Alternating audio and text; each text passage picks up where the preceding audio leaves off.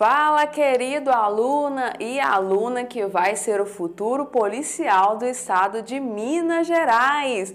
Vamos começar a nossa aula de Direito Constitucional. Hoje nós vamos falar de direitos políticos. Vou me apresentar para você. Meu nome é Bruna Pinheiro, sou professora aqui no Monster de Direito Constitucional, tá? Aproveita e já se inscreve no canal do Monster. Direto tem dicas novas para te ajudar na sua caminhada rumo à aprovação. Lá no meu Instagram você me encontra jurídico, eita, embolei tudo. @jurídico Bruna Pinheiro. Vai lá que a gente compartilha algumas dicas, vai lá me dar um oi que você vai ser muito bem-vindo. Vamos começar então, já abre a sua Constituição Federal, deixa o seu material preparado aí que a gente vai utilizar no decorrer da aula. Bom, o que é o direito político? Direito político nada mais é que o direito de participação. Então, quando você estudar direito político, você vai ter em mente que se trata de um direito de participação. A princípio, quando nós lemos o artigo 14 da Constituição, dá uma bloqueada na cabeça, né? Porque tem muitas palavrinhas difíceis ali que, a primeiro momento, a gente dá uma travada. Mas depois você vai vendo que é super tranquilo, direito político, não é nada desse bicho de 7 cabeças que vocês ficam endoidados aí, beleza? De conceito de direito político é o quê? O direito de participação, mas participação de quem e para quê? É a participação, é o direito de participação do cidadão na vida política. Exatamente. É o seu direito, é o meu direito de participar através da cidadania da vida política. Tá? Lembre-se que eu falei que é através da cidadania. Ou seja, esse direito de participação nos direitos políticos do Estado, do nosso país, do nosso Brasil, não é para qualquer pessoa, é para o cidadão, tá? Então, advém da cidadania. Então, o conceito de direito de direitos políticos é o conceito de direito de participação, mas participação de quem? Participação do cidadão. E quando eu vou para o cidadão é aquele que tem cidadania. E aquela pessoa que possui cidadania é o nacional em vigor com seus direitos políticos. Tá?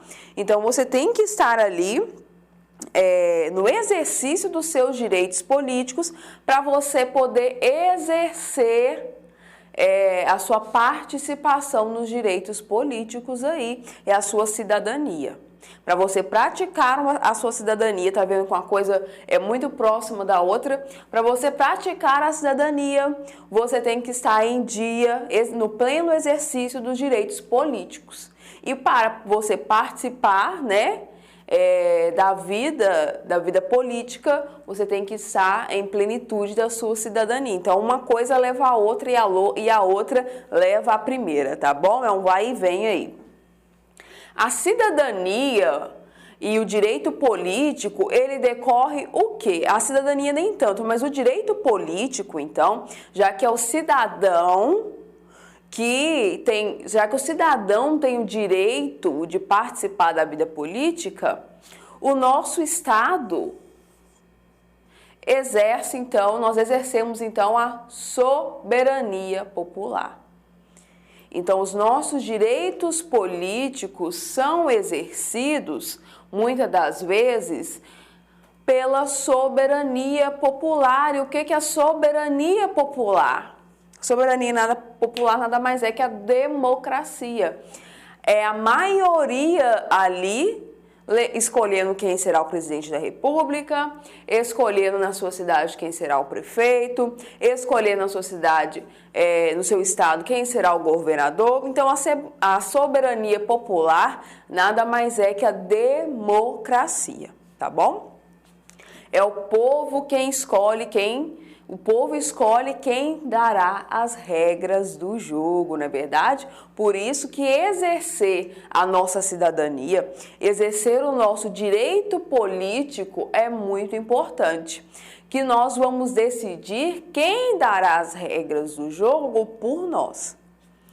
Se a soberania popular é a democracia, nós chamamos esse instituto de democrático semidireto. Então, a soberania popular, ela exerce um poder democrático semidireto. Por que semidireto? Porque quando eu vou aprofundar sobre a democracia, eu vou ver que no Brasil ela é direta e indireta. Então, no Brasil, nós temos duas modalidades de democracia: a democracia direta e a democracia indireta. E qual seria, então, a modalidade da democracia direta? E o conceito de democracia indireta. A democracia, ela é um meio de participação que eu tenho das decisões do Estado. Então, é o povo participando das decisões do Estado. E a democracia, ela já vai mais para a situação de um grupo de pessoas, né? Então, é o povo participando das decisões do Estado. Então, a democracia é o meio que eu participo das decisões do Estado. É o meio do povo participar do meio público, iniciativa popular, é o meio. Agora vamos para a democracia direta. É o povo participando por meio de plebiscito, referendo, iniciativa popular. Então, a democracia direta é a participação do povo por meio de plebiscito, por meio de iniciativa popular, referendo, tá bom? Então, a democracia direta tem esse conceito. A democracia indireta é quando nós elegemos representantes. Então, quando você escolhe o prefeito, quando você escolhe o presidente da República, quando você escolhe o governador, você está exercendo o seu direito à democracia indireta. Então, nós temos aqui a figura dos representantes. Quando você está escolhendo o deputado, o senador, você está exercendo a sua democracia indireta, porque eles vão falar por você. Quando você vota num representante, quando você escolhe o representante por meio do seu voto, você está exercendo a democracia indireta para que uma pessoa represente você lá na Câmara dos Deputados, no Senado, na presidência. Então, o seu voto, ele dá voz para outra pessoa. Então, por isso é muito importante, na hora de você votar, você analisar o seu candidato, para ver se as ideias dele, o meio, né, que ele escolhe de legislar, de governar, de exercer... Ai, meu Deus, o que é isso? Caiu uma coisa ali. De exercer o poder... Jesus, que susto! De exercer... Não precisa cortar, não. Deixa ao vivo mesmo. Pode ir embora. Vamos lá. Se exercer... O meio de exercer aquela... Ai, até perdi o fim da meada aqui. Peraí, deixa eu respirar e voltar, porque eu assustei com o negócio que caiu aqui no estúdio. Vamos lá. Quando você escolhe o seu candidato, é importante você analisar todo o seu histórico. E se o meio que ele pratica política te representa, o meio como ele vai legislar no legislativo, como ele vai praticar as condutas políticas ou como ele vai fazer a gestão da sua cidade, do governo e etc. Se o modo como ele vai seguir durante o mandato te representa, tá bom? Porque ele vai representar as suas ideias aí, então é bem importante você analisar o histórico. Vamos continuar então. Falando em democracia, deixa eu dar uma apagada aqui.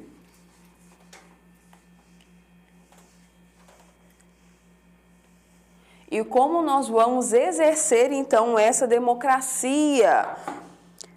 Como nós vamos exercer essa democracia? Nós exercemos pelo sufrágio.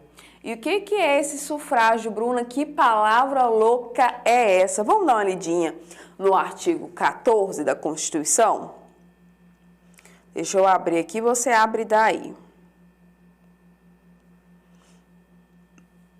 Artigo 14, vamos ver o que ele fala aqui para nós, para a gente situar na aula. Vamos lá.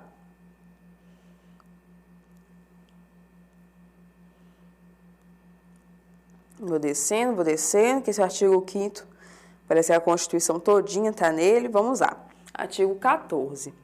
A soberania popular será exercida pelo sufrágio universal. Aí você lê a primeiro momento, eu falo por mim, porque quando eu li isso aqui a primeira vez, o que é isso?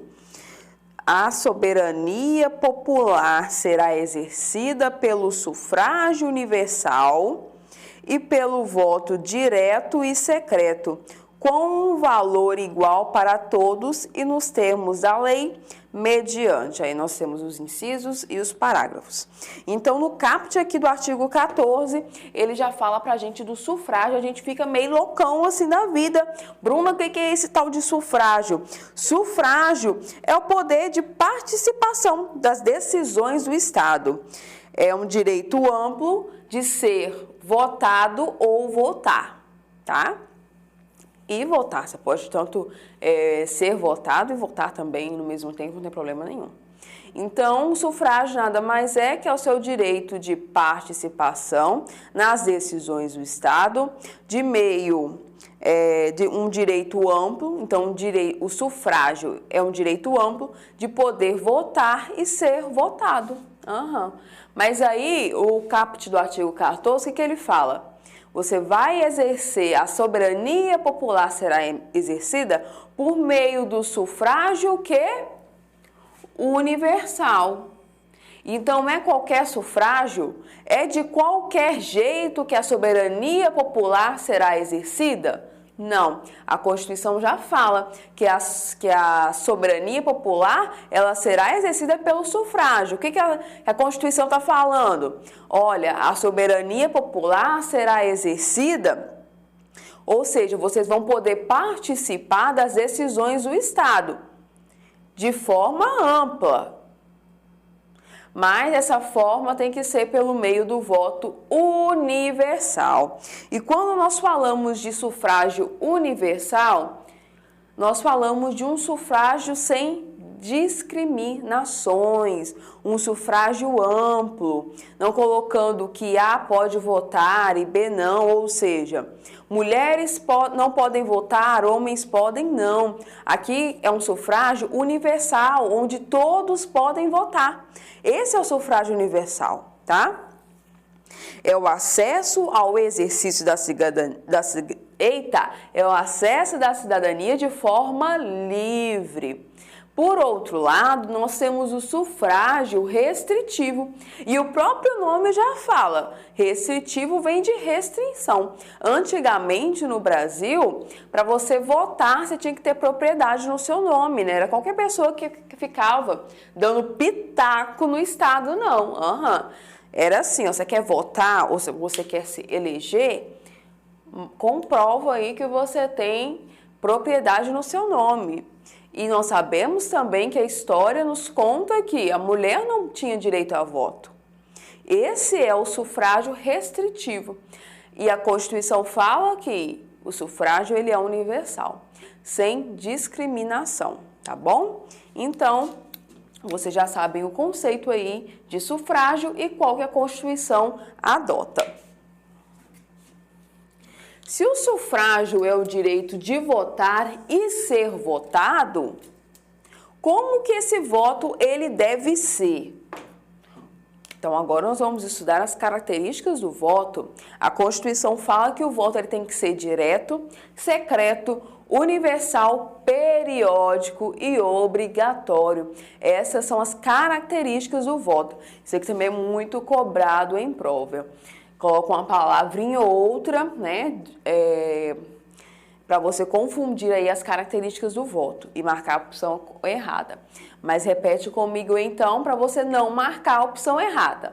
O voto ele tem que ser direto, secreto, universal. Lembra que o caput fala que o sufrágio será exercido de forma universal, periódico, ou seja, de período em período nós temos que ter eleições, Direto porque você já vai lá e escolhe o seu representante. Secreto porque você não vai ser exposto. Você vai lá votar na urna, no outro dia não vai estar ali nos jornais. Fulano de tal votou no Bolsonaro para presidente. Fulano de tal votou no Lula para ser presidente. A não ser que você exponha a sua posição política. Se você se expor, aí é outra conversa. Mas se você não contar para ninguém, o seu voto ele será secreto, tá?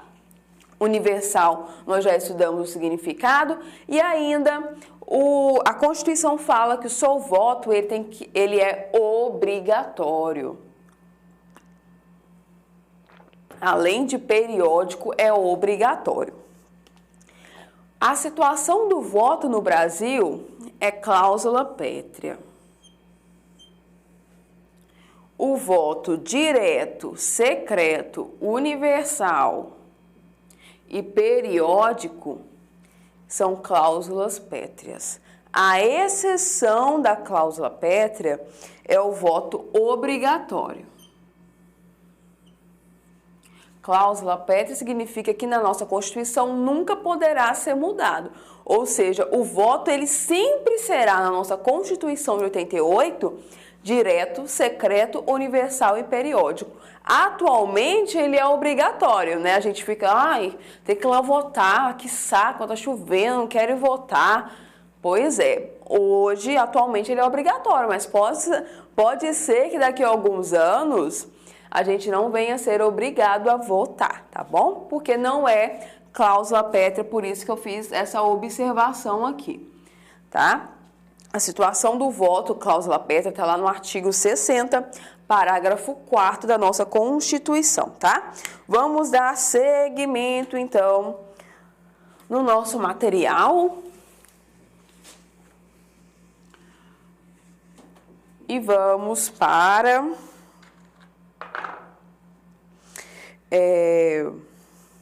estudar os conceitos de direito político positivo e negativo. Mas antes, eu tenho que fazer uma observação com você. O que seria, eu sei que vocês já ouviram essa palavra uma hora ou outra, escrutínio. Escrutínio. Bruna, que palavrão é esse, né? Para que é uma palavra tão feia? O escrutínio é a forma em que o voto será exercido, tá? O escrutínio é a forma em que o voto será exercido. Então, o escrutínio é isso. Quando nós vimos sobre voto, deixa eu voltar aqui, você viu que ele tem que ser secreto. O escrutínio é a opção do voto ser exercido de forma pública ou a opção do voto ser exercido de forma secreta ou os dois juntos. Aqui no Brasil, nós temos situações em que o voto ele é público. O seu voto para um representante, ele é secreto. Mas isso não significa que no Brasil o escrutínio público ele não seja exercido. Vou te dar um exemplo. Lembra quando os parlamentares vão votar? Aí aparece lá, vamos supor, uma situação da sua cidade, aí você votou em vereador. Aí aparece lá, vereador, vocês já assistiram uma sessão de votação de projeto de lei? Vereador Joãozinho do Povo, Márcio do Gás, votou contra o aumento da taxa de lixo.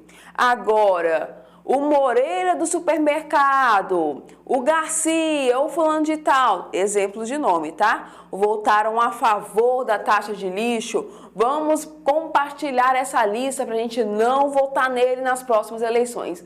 Já ouviu essa situação aí na sociedade? Pois é, porque os parlamentares, quando eles vão votar num projeto de lei, por exemplo, eles falam sim, não, de forma pública. Então você sabe, e nós temos o dever de fiscalizar também em que o nosso vereador, o nosso representante aí está votando. Então é um voto público. Só que o nosso voto para escolhermos representante, ele é secreto.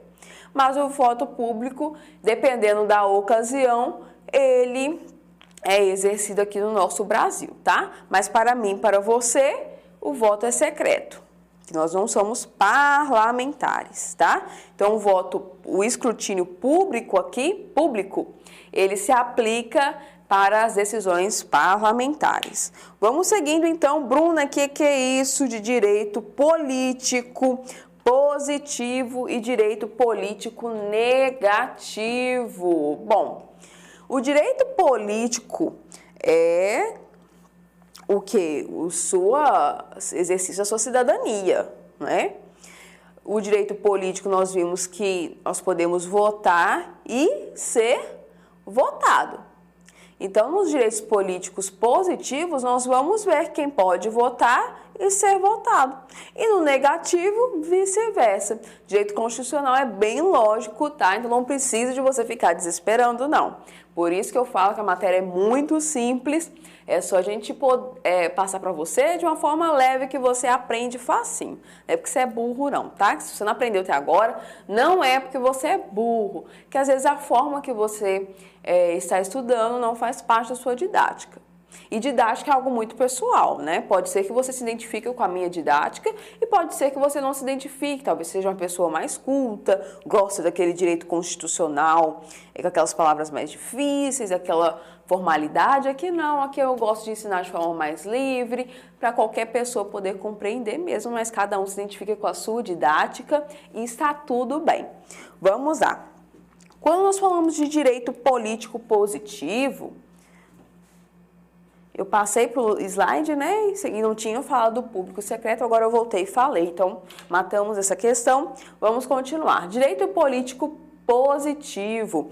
Quando nós vamos para o direito político positivo, ele se divide em duas modalidades. O direito positivo de forma ativa, né, o direito político positivo ativo, e o direito positivo passivo. Então, nós temos o ativo e o passivo. Deixa eu apagar aqui para vocês não confundirem a cabeçola. O direito positivo ativo, ele fala da alistabilidade. E o passivo, ele traz para a gente as situações de elegibilidade. A alistabilidade nada mais é o direito de votar. Essa é a alistabilidade. E a elegibilidade é a situação de eu ser votado. Eu vou eleger alguém, então eu vou votar em alguém.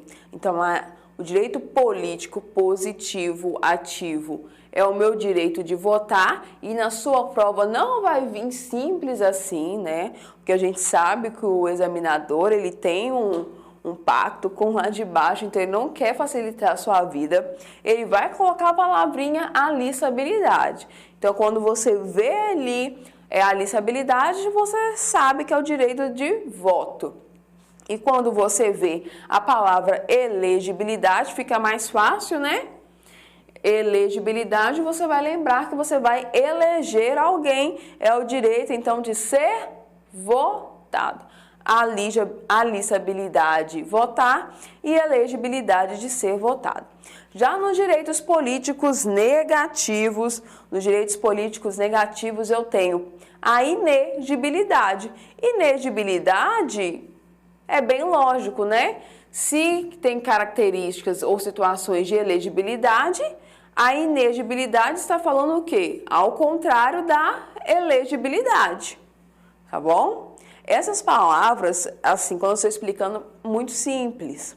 Mas na hora da prova, você já está com a sua cabeça mil ali, eles costumam trocar muito, tá? Coisa simples, você deixa de entrar no céu. Eu costumo falar isso para os meus alunos.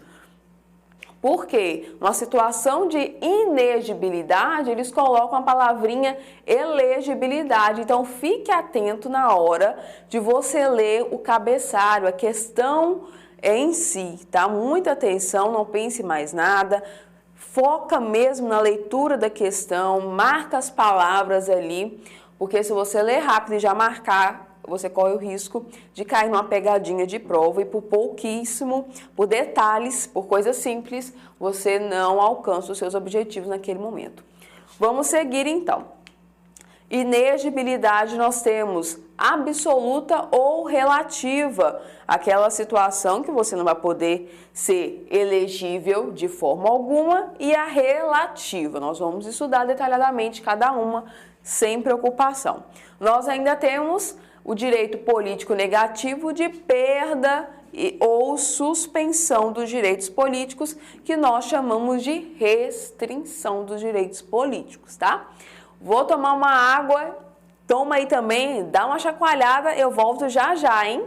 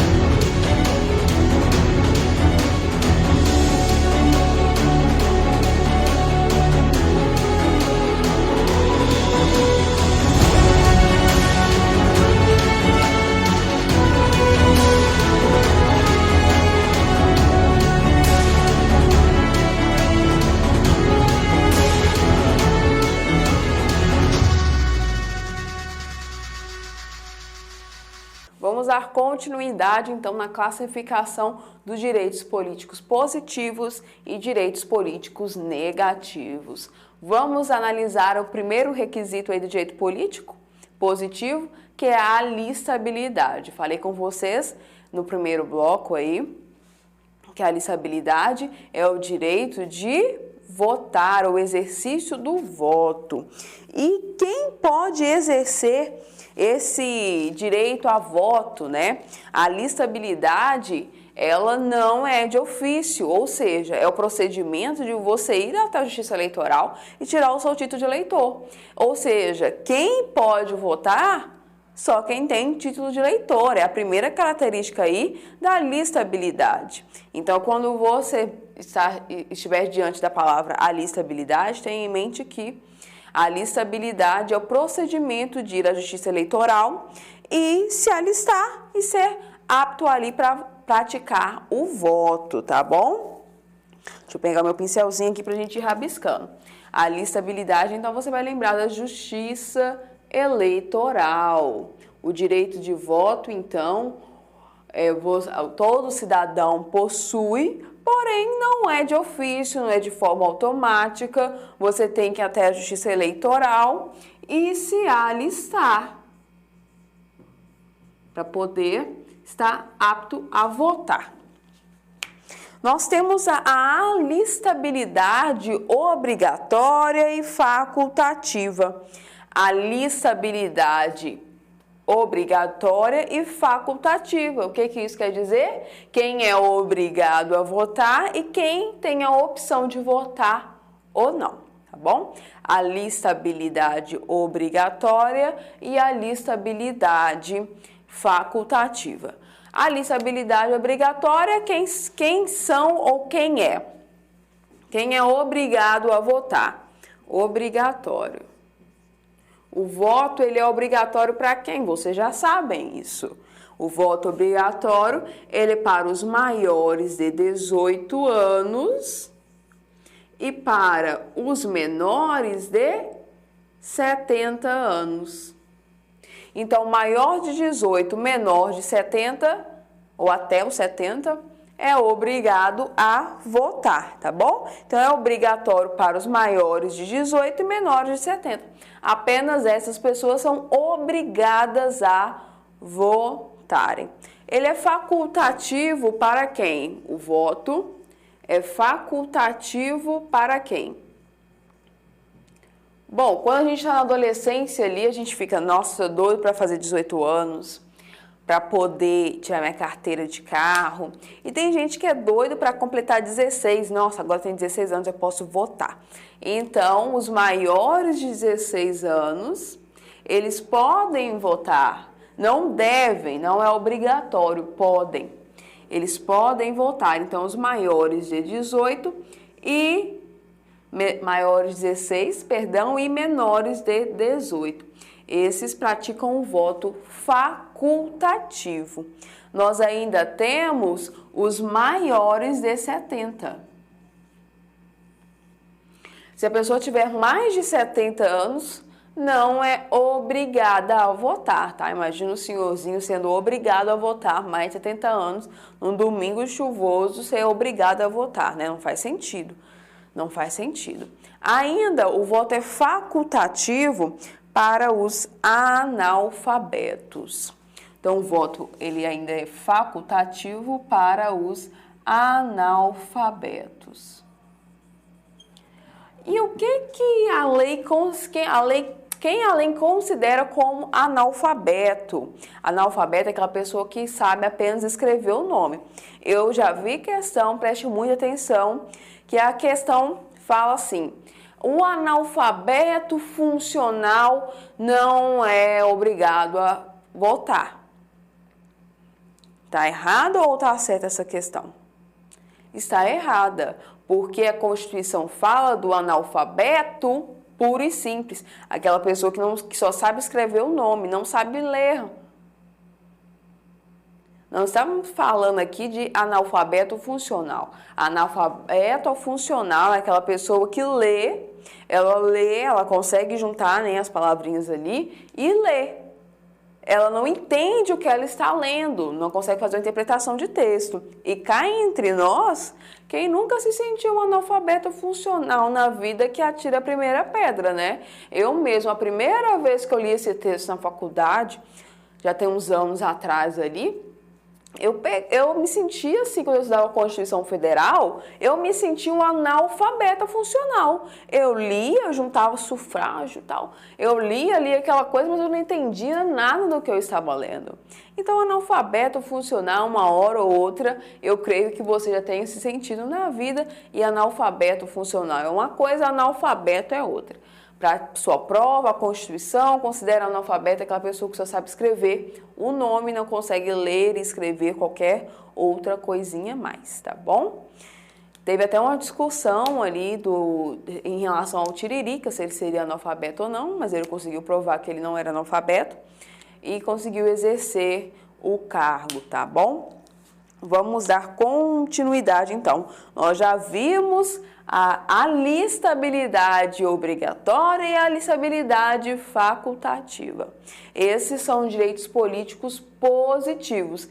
É quem pode votar e ser votado.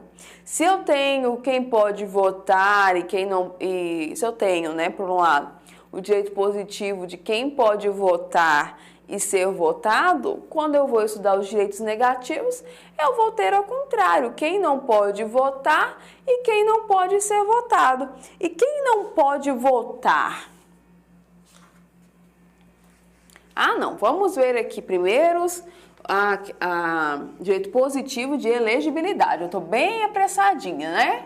Estou muito apressadinha, já é a segunda vez que eu estou pulando aqui. Vamos ver os direitos positivos de elegibilidade primeiro. Quem pode ser votado, então? Quem pode ser votado? Temos uns requisitos. Primeiro, para mim ser votado, eu tenho que estar apto a votar, eu não posso ser proibido de votar. Bom, no Brasil nós temos dois grupos que são proibidos de votarem. São os estrangeiros e os conscritos.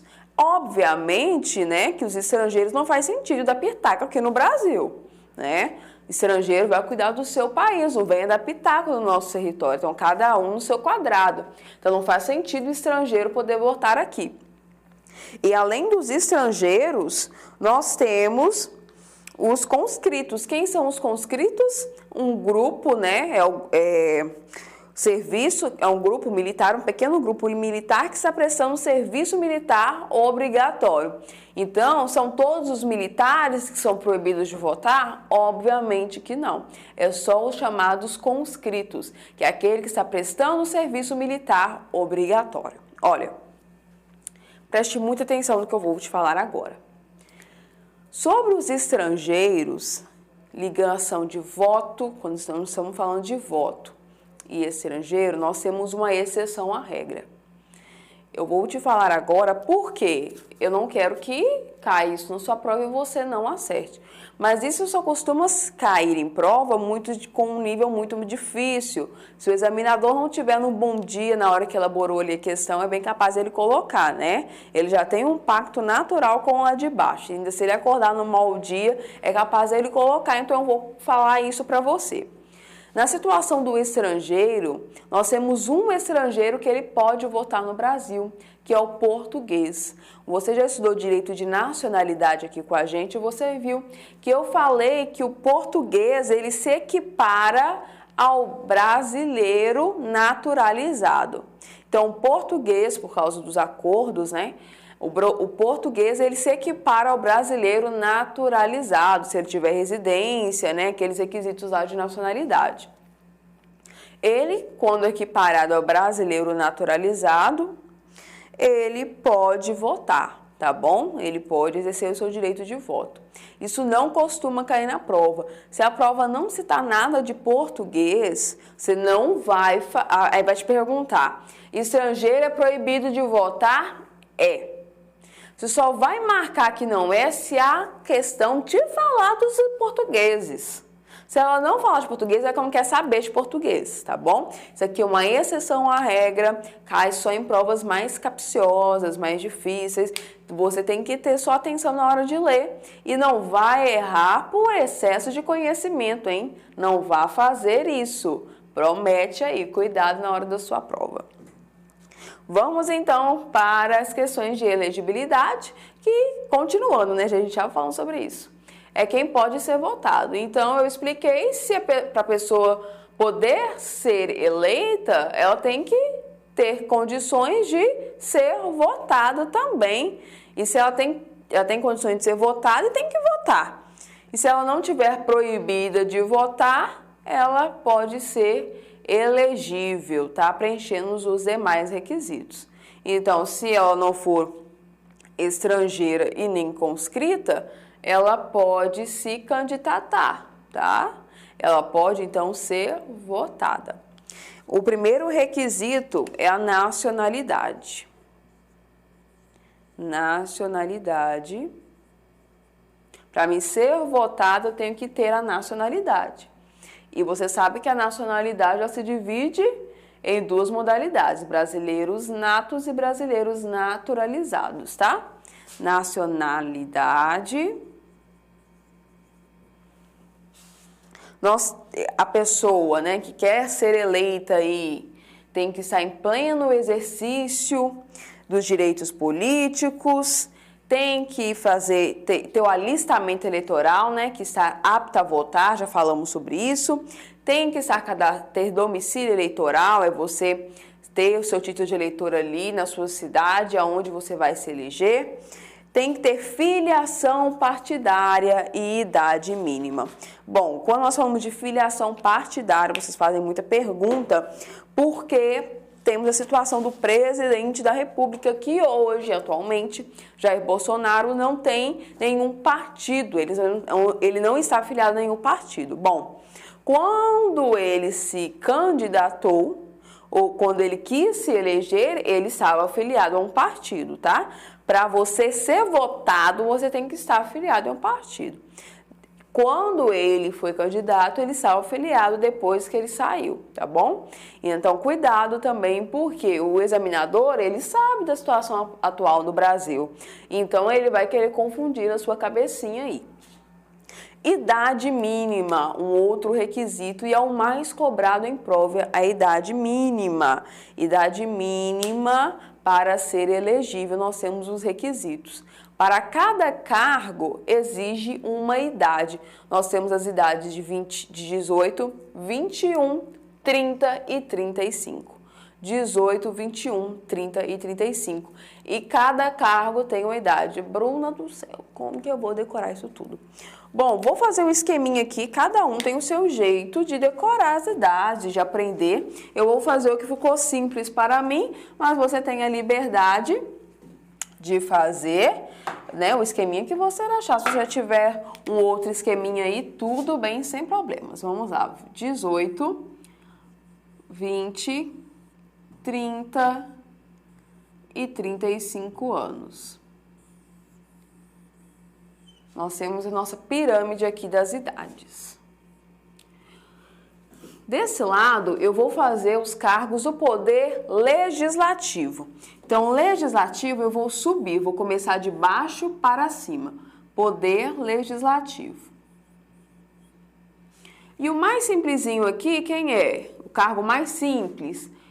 Se ele é o mais simples, a boladinha é menor, é o de 18 anos, é o vereador.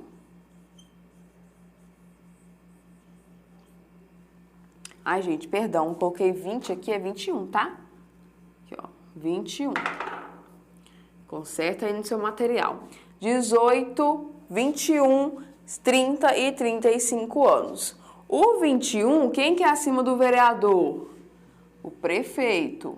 Ó, perdão, gente. Prefeito é do executivo.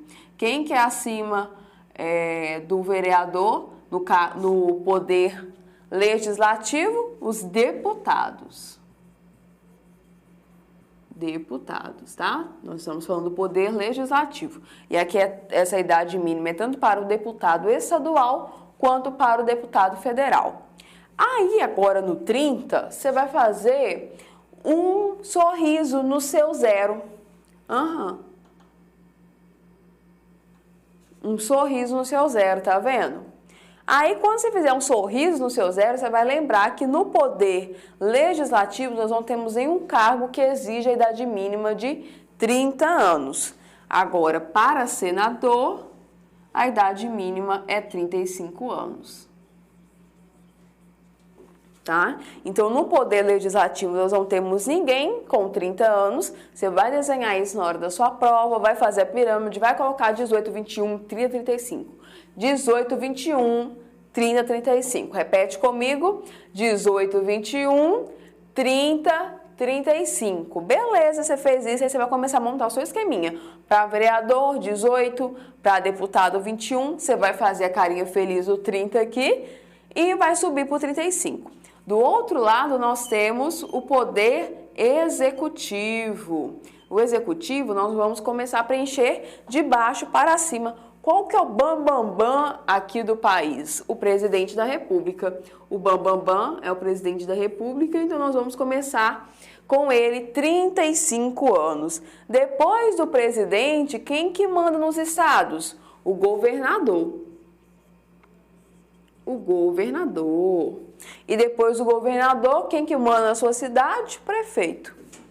Nós vamos para o prefeito. Com 18 anos, nós temos nada.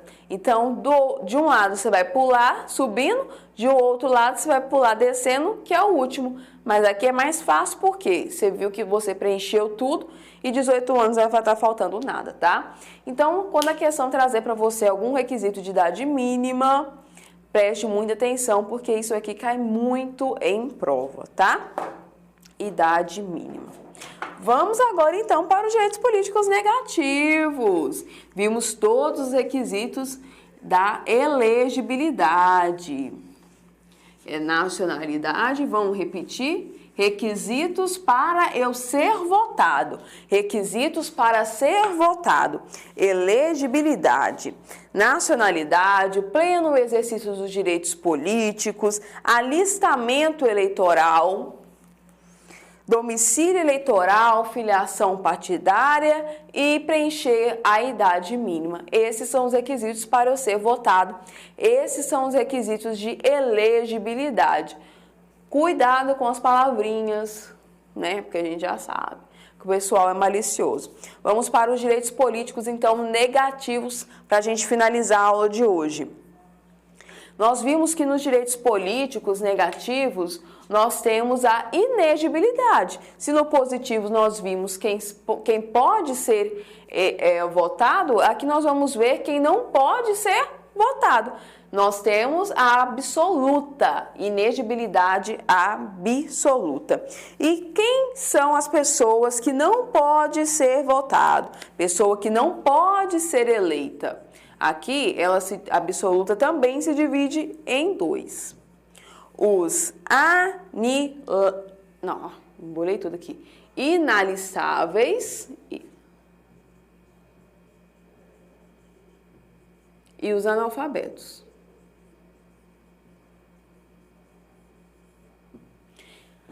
Inegibilidade absoluta. Então, aquela pessoa que não pode ser candidata, né, não pode receber voto, não pode ser eleita de maneira alguma. Nós temos os inalistáveis e os analfabetos. E quem são os inalistáveis? Alistáveis é o quê? Quem pode votar. Então, os inalistáveis é o quê? Quem não pode votar. E quem nós vimos no bloco anterior que não pode votar? Os estrangeiros e os conscritos.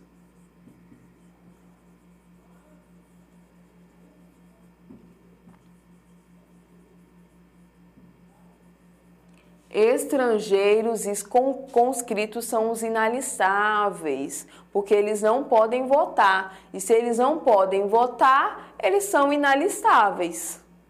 Tá bom? Estrangeiros e conscritos. Analfabetos, nós vimos que para eles o voto é facultativo, tá? Mas aqui eles não podem se eleger. Nós ainda temos a inegibilidade relativa. Vimos a absoluta, agora nós temos a relativa. A relativa, nós trabalhamos ela na situação da reeleição. É um rol exemplificativo, tá? Isso aqui é um rol exemplificativo. Examinador também adora brincar com isso de rol taxativo e exemplificativo.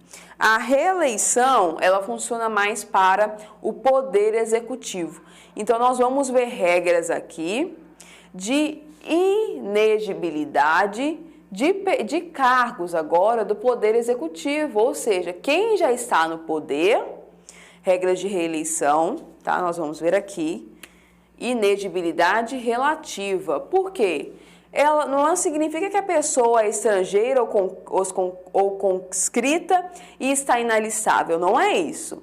Aqui ela preenche, ela é brasileira, pode votar, né? Ela é alistável, não é conscrito, mas ele não preenche os requisitos da reeleição, tá? Então, por isso nós chamamos de inegibilidade relativa, que tem a ver com a reeleição. Ai, escrevi errado aqui, deixa eu consertar.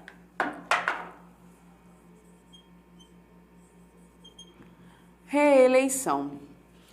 A reeleição, a maioria dos casos aqui, lembrando que é um rol exemplificativo, mas a maioria, né, do que a Constituição traz, são regras para o poder executivo. Por quê?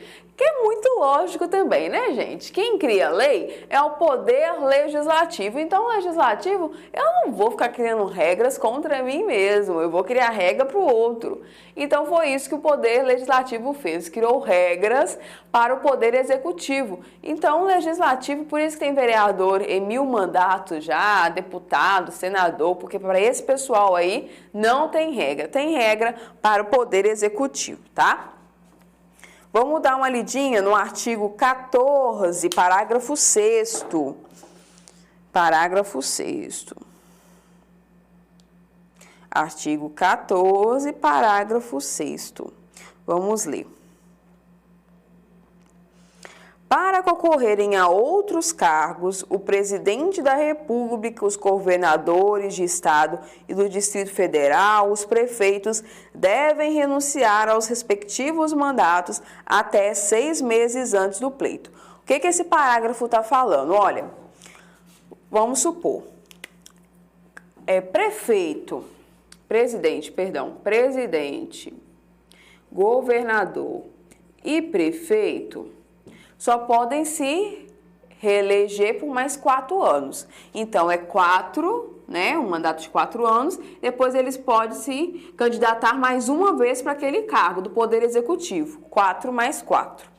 Beleza, vamos supor que o presidente está aqui, ganhou a primeira, se candidatou para a reeleição, ganhou a segunda, agora ele, perdi, né? Não posso mais me candidatar. O que eu vou fazer? Eu vou me candidatar a senador.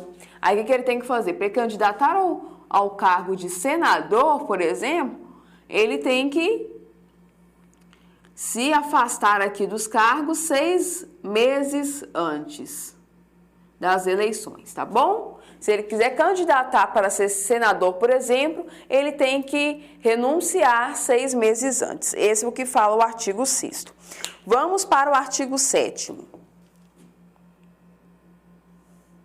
Artigo 7º. São inelegíveis no território de jurisdição do titular, cônjuge, os parentes consanguíneos ou afins, até o 2º grau ou por adoção do presidente da República, de governador do estado ou território do Distrito Federal, do prefeito, a quem haja substituído dentre os 6 meses anteriores do pleito, salvo se já titular de mandato eletivo, candidato à reeleição. Vou dar uma trabalhada rápida aqui com o que costuma cair mais na sua prova. Aqui também é regra para o Poder Executivo, né? Porque no Legislativo pode tudo. O que está falando é a proibição dos parentes em se candidatarem, tá? Parentes em se candidatar. Mas se você, que é o que fala no final, se você já por exemplo, já estou no cargo, o seu parente, ele pode se candidatar, tá? Mas o que não pode acontecer de você candidatar para um cargo, vamos supor, você está se candidatando para presidente. O seu parente até 2º grau, ele se torna inelegível. Não pode ser reeleito, tá? E seu parente até o 2º grau, seu cônjuge está fora, e seu parente ou afins até o 2º grau. Quem que é o meu parente até o 2º grau? Vamos lá, deixa eu fazer um esqueminha aqui para vocês entenderem rapidão. Filiação, né? A gente trabalha muito... Filiação não, parentesco aqui.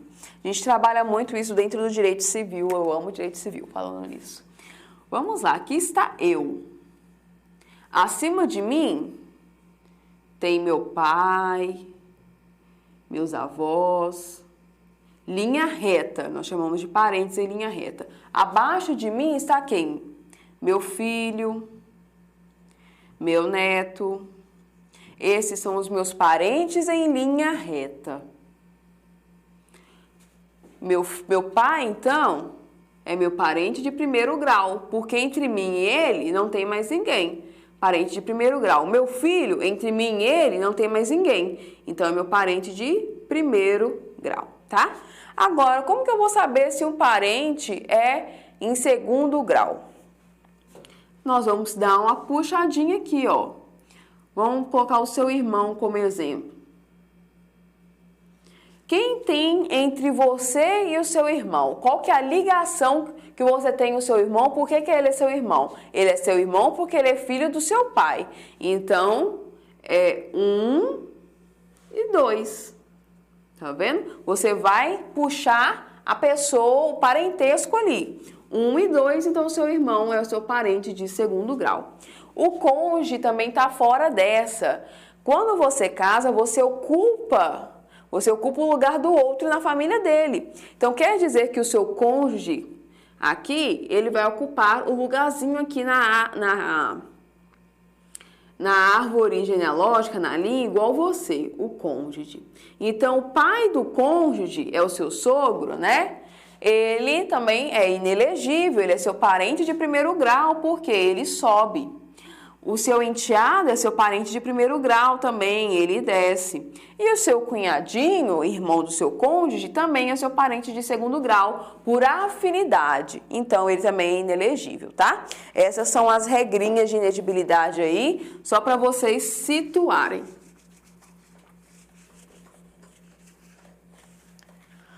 Vamos dar sequência, então, para a gente finalizar. Além disso, nós temos a súmula vinculante 18, que fala sobre o divórcio. Súmula vinculante número 18 do STF. Ele fala que se você divorciar, o seu cônjuge é inelegível nos próximos 4 anos. Tá bom? Então, se você divorciou agora, não adianta o seu cônjuge querer se candidatar para a próxima reeleição, que ele é inelegível. Outra situação do STF também já se manifestou em relação ao falecimento. Se tiver o falecimento do cônjuge, acabou o probleminha da inelegibilidade, mas não vai ficar saindo, matando os outros por aí não, tá bom?